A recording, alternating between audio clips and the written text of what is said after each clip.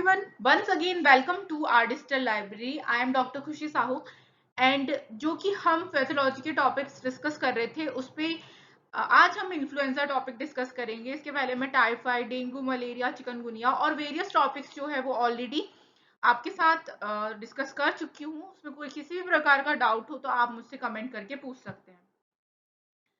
What is influenza?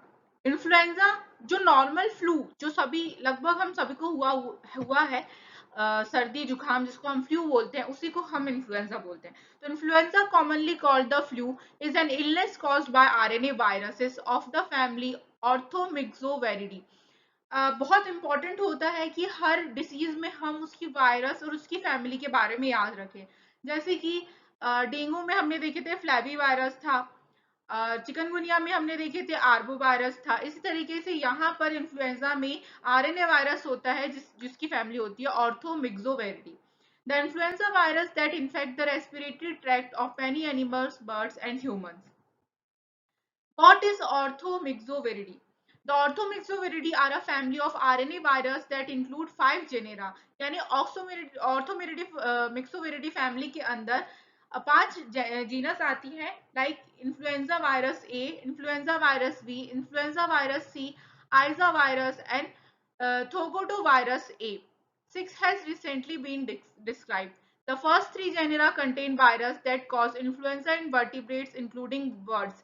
यानी influenza virus A, B and C generally जो है वो वर्टिब्रेट्स या फिर बर्ड्स वगैरह को इंक्लूड करती हैं, ह्यूमन को इफेक्ट करती हैं और मैमल्स को इफेक्ट करती हैं। आइजा वायरस एंड जो है वो सैल्मन फिश वगैरह जो है स्पीशीज उनको, और थोगोटो वायरस जो है वो वर्टिब्रा और इनवर्टिब्रेट सच एज मॉस्किटो और सी लाइस को इन्फेक्ट करती है।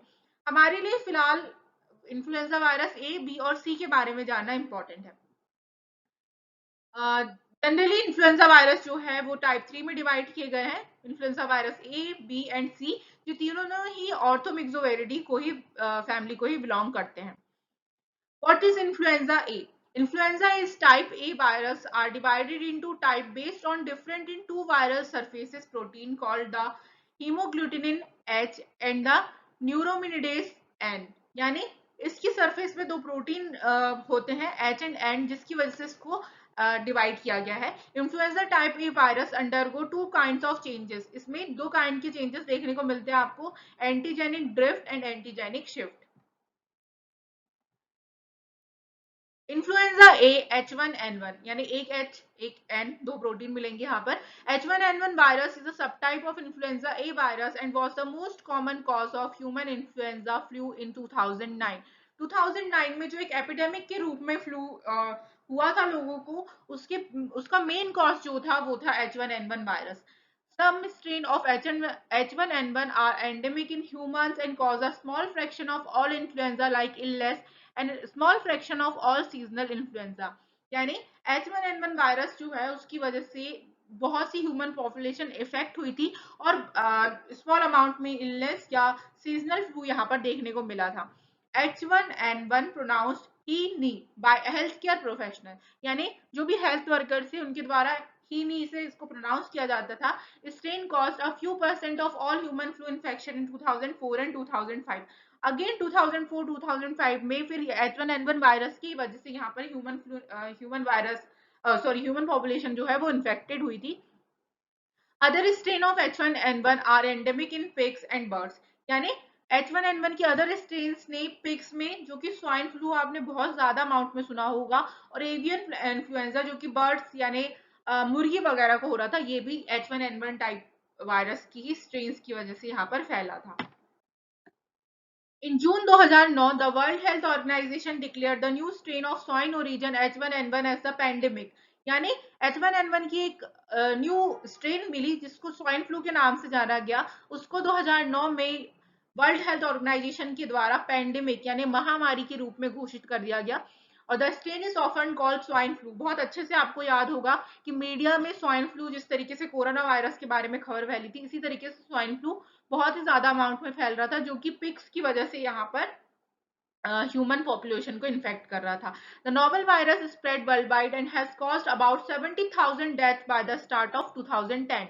2009 में बीमारी फैली, 2010 की स्टार्टिंग तक लगभग 17,000 डेथ यहाँ पर हो चुकी थी बिकॉज ऑफ स्वाइन फ्लू। और अगस्त 2010 में वर्ल्ड हेल्थ ऑर्गेनाइजेशन ने H1N1 इन्फ्लुएंजा को पैंडेमिक ओवर डिक्लेयर कर दिया, यानी 2010 में ही अगस्त तक ये जो वायरस है उससे हमें आजादी मिली। Saying world wide flu activity has return to typical seasonal patterns, यानी जिस तरीके से अभी कोरोना वायरस हो चुका है कि सीजनल है लेकिन ज्यादा इफेक्ट नहीं कर रहा, उसी तरीके से अब स्वाइन फ्लू वायरस को भी WHO के द्वारा डिक्लेयर कर दिया गया था। स्वाइन इन्फ्लुएंजा क्या है इसके बारे में और अच्छे से जानते हैं। Swine influenza also known as swine flu और pig flu is an infection by any one of several types of swine influenza virus. Swine influenza virus is any strain of influenza family of virus that is endemic in pigs. सबसे पहले swine flu ने swine influenza virus ने जो है pigs को बहुत ज्यादा effect किया, तो बहुत ज्यादा लार्ज अमाउंट में जो है यहाँ पर पिग्स की डेथ हुई थी। S 2009 the known SIV strain include influenza C and subtype of influenza A known as H1N1, H1N2, H3N1, H3N2 and H2N3। Then जो स्वाइन फ्लू है उसके वायरस के अगेन इतनी सारी स्ट्रेन यहाँ पर देखी गई, जैसे आपने सेम है जैसे कोरोना के केस में हमने आगे उसकी स्ट्रेन देखे थे, डेल्टा अल्फा ये सब जो भी था, वैसे ही स्वाइन फ्लू की भी वहां पर आगे स्ट्रेन्स आई। Swine influenza virus is common throughout pig population worldwide. Transmission of virus from pig to human is not common and does not always lead to human influenza, often resulting only in production of antibodies in the blood. यानी pig में बहुत ज्यादा amount में जो है death होने लगी, but ये वायरस जो है वो पिग से ह्यूमन में ट्रांसफर होता था, चांसेस कम होते थे। यदि हुआ भी तो जो है वहां पर एंटीबॉडी बनेगी। It is called zoonotic swine flu, यानी से जोनोटिक स्वाइन फ्लू नाम दिया गया। People with regular exposure to pigs are at high risk of swine flu infection. जो कि ऐसे फार्म में पिग के फॉर्म में काम कर रहे हैं, ऐसे व्यक्तियों को स्वाइन फ्लू होने के चांसेस बहुत ज्यादा थे। और ऐसे व्यक्ति जो कि पिग का मीट अनकुक्ड खा रहे हैं उनको इन्फेक्ट होने के चांसेस थे। यदि प्रॉपर्ली कुक्ड करके खा रहे हैं तो वहां पर ये इन्फेक्शन की कोई रिस्क नहीं थी। Pigs extremely infected with the strain of swine flu that is causing the current human pandemic showed clinical signs of flu within 4 days। यानी ऐसे व्यक्ति जो स्वाइन फ्लू से इन्फेक्टेड है वो 4 दिन के अंदर इस वायरस के सिम्टम्स यहाँ पर शो करने लग रहे थे। देन आता है what is avian flu. Avian means होता है बर्ड। बीच में बहुत ज्यादा न्यूज फैली थी कि जो मुर्गियां हैं उनकी बहुत ज्यादा डेथ हो रही है, उनको खाने से बर्ड फ्लू हो रहा है, तो लोगों ने बहुत ज्यादा अवॉइड कर दिए थे मीट वगैरह। ये वही है एवियन फ्लू, उसको बर्ड फ्लू के नाम से भी जाना जाता है। Refers to influenza caused by virus adapted to birds, यानी बर्ड से ही ये वायरस जो है वो ह्यूमन तक फैल रहा था। इसे पैथोजेनिक एवियन इन्फ्लुएंजा यानी HPAI नाम भी दिया गया। Bird flu is a phrase similar to swine flu, dog flu, horse flu, human flu. यानी फ्लू जो है वो स्वाइन, डॉग, हॉर्स, ह्यूमन सबको हुआ ऐसे ही ये बर्ड में हुआ था, इस वजह से इसको बर्ड फ्लू नाम दिया गया। caused illness caused by any of many different strain of influenza virus have also adapted to specific host. All known viruses that cause influenza in birds belong to the species of influenza A virus। यानी जितनी भी species जितनी भी virus के type थे वो influenza A virus के कारण ही बर्ड्स को हो रहे थे। All subtype of influenza A virus are adapted to birds, which is by for many purpose avian flu virus is influenza A virus। ये तो आपको इतना ध्यान ही रखना, बट जब एग्जाम में क्वेश्चन आता है तो आपके लिए लिखने के लिए कंटेंट मिल जाता है, इसलिए हमें थोड़े थोड़े पॉइंट सबके ध्यान में रखने हैं। यहाँ तक तो हमने इन्फ्लुएंजा ए के बारे में देख लिया, जिसके अंदर स्वाइन फ्लू, बर्ड फ्लू ये सब इंक्लूड किया गया। Then influenza B type B virus changes only by the more gradual process of antigenic drift. यानी एंटीजेनिक ड्रिफ्ट की वजह से यहाँ पर सम चेंजेस देखे गए जो कि ये ज्यादा इफेक्टेड नहीं थे ह्यूमन पॉपुलेशन के लिए। An influenza C infection usually cause either a very mild respiratory illness or no symptom at all। तो कि अभी हम सबको फ्लू होता है सीजनल वगैरह, that is only the influenza C virus जो कि ज्यादा प्रॉब्लम कॉज नहीं करता, नॉर्मल माइल्ड रेस्पिरेटरी इलनेस यहाँ पर देखी जाती है, जैसे सर्दी जुकाम वगैरह। Signs and symptoms of influenza are fever, usually 100 degree Fahrenheit से लेके 103 डिग्री फ़ारेनहाइट तक का फीवर होता है और चिल्ड्रन में ये थोड़ा ज़्यादा भी हो सकता है। कफ, सोर थ्रोट, रनी और स्टफी नोज, हेडेक, मसल एक और एक्सट्रीम फटीग यानी बहुत ज़्यादा थकान लगेगी। ये सारे सिम्टम्स हम लोगों ने भी बहुत बार फील किए हुए हैं। Mode of transmission, influenza virus कैसे फैलता है? तो influenza spread mainly from person to person by droplet infection और droplet nuclei created by sneezing, coughing, talking. The portal of entry of the virus is respiratory tract. जिस तरीके से corona फैल रहा था उसी तरीके से फ्लू वायरस भी है। ड्रॉपलेट इन्फेक्शन है जो कि पर्सन के छींकने, खांसने, बोलने या फिर किसी भी प्रकार के मटेरियल यूज करने से ये एक पर्सन से दूसरे पर्सन में ट्रांसफर होता है। डायग्नोसिस कैसे करेंगे? तो virus isolation, nasopharyngeal secretion are the best specimen for obtaining large quantity of virus infected cell. यानी जो नेजल सिक्रीशन होगा, जैसे कि कोरोना के केस में किया जा रहा था, सेम कोरोना भी एक प्रकार का इन्फ्लुएंजा ही था बट उसकी सीवियरिटी जो थी वो बहुत ज्यादा थी। तो वहां पर हम नेजोफेरेंजियल सिक्रीशन से जो है सबसे ज्यादा आसानी से यहाँ पर पता लगा सकते हैं।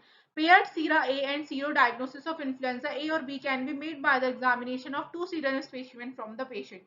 यानी यहाँ पर सीरम ए और इन्फ्लुएंजा की ए एंड बी दो स्लाइड बनाकर हम यहाँ पर डिफ्रेंशिएट जो है कर सकते थे। देन आता है प्रिवेंशन, जो कि मैं आपको हर वीडियो में बता रही हूँ। Prevention is better than cure. The flu shot and inactivated vaccine containing killed virus that is given with a needle usually in the arm.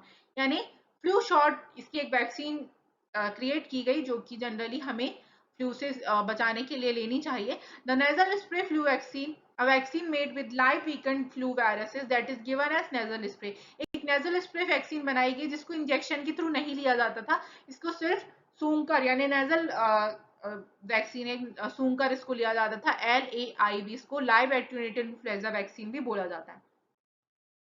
Medication क्या क्या दे सकते हैं इसमें? तो increasing liquid intake as usual, warm shower लेना है, warm compression लेना है, बॉडी को यानी कंफर्ट जोन में रखना है एक तरीके से। Nasal area can reduce the body aches and reduce nasal congestion. यानी जब हम वार्म कंप्रेशन देंगे तो वहां पर जितना भी कफ है या नेजल सिक्रीशन है उसमें आराम मिलेगा, बॉडी में थकान जो भी हो रही है उसमें आराम मिलेगा। Nasal strips and humidifiers may help reduce congestion especially while trying to sleep. यानी सोते समय जो है नाक बंद हो जाती है तो उसके लिए हम नेजल स्ट्रिप्स या ह्यूमिडिफायर्स का यूज कर सकते हैं। Fever can be treated with over the counter acetaminophen, Tylenol और आइबुप्रोफेन, मॉर्ट्रिन एंड अदर्स। यानी फीवर जो है वो एसिटामिनोफेन या आइबुप्रोफेन की वजह से हम वहां पर ट्रीट कर सकते हैं। Thank you so much, hope कि आपको ये स्लाइड समझ में आई होगी। चैनल को सब्सक्राइब करें, बेल आइकन को प्रेस करें क्योंकि डेली 7 बजे मैं एक वीडियो अपलोड कर रही हूँ पैथोलॉजी की। आगे भी हम मॉडर्न में जो भी गायनिक और ऑप्स है उसके वीडियोस कवर करेंगे, तो चैनल को में बेल आइकन जरूर प्रेस करें। वीडियोस को शेयर करें, कमेंट करके आप अपने सारे डाउट्स बता सकते हैं और वीडियो को लाइक करना ना भूलें। Thank you so much, stay connected with our digital library for more videos.